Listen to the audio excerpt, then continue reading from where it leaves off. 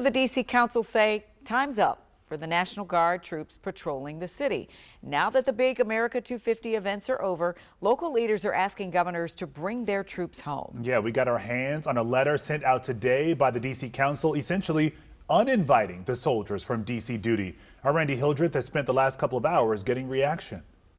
D.C. council members sent these letters Thursday, one to Michigan Governor Gretchen Whitmer, the other to Governor Bryan Jr. of the U.S. Virgin Islands, asking them both to withdraw their National Guardsmen from D.C. We do thank them for their service, but it's time to go. Councilmember Robert White says the troops from those two places were deployed to help with security and anticipated crowds for recent large America 250 events. White says there is concern about the Guardsmen sticking around now that the events are over. I appreciate that Governor Whitmer has said she didn't want to see mission creep, but that is what will happen now.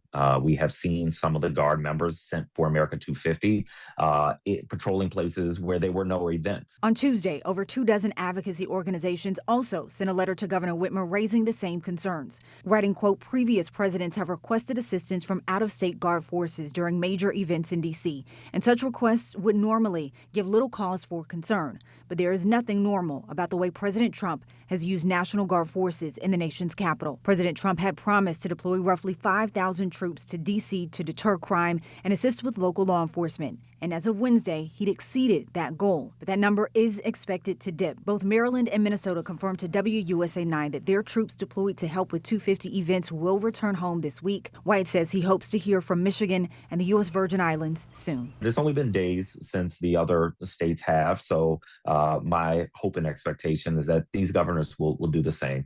I think that's what they would want if it were in their jurisdiction, and so I think they'll give us that respect. I have a request into both governors' offices for more information, still waiting to hear back. Reporting in D.C., Randy Hildreth, WUSA 9.